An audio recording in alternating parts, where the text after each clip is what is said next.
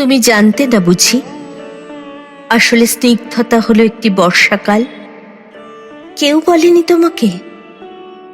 সে এমনই এক বর্ষাকাল যে নিজের ইচ্ছে মতো সারা বছর ভেসে বেড়াতে পারে, ভেসে বেড়ায় আকাশে।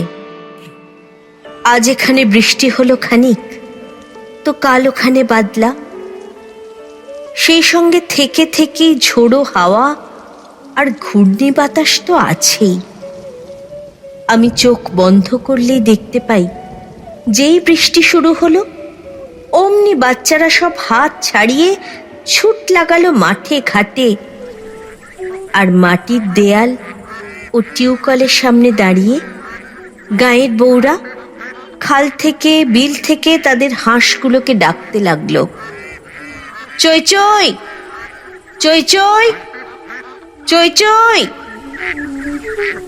আজ থেকে প্রায় 1 শতাব্দী আগের বাংলায় তোমার এক বাল্য সখী তোমাকে চই চই বলে ডাকতো আর খ্যাপাতো। তোমার মনে পড়ছে কি? আজ এই জন্মে তুমি শীতের দেশের হাঁস।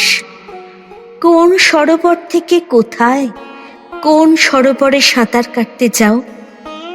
সমুদ্রের পর সমুদ্র পেরিয়ে উড়ে চলো কত দূর দূর সব দেশে।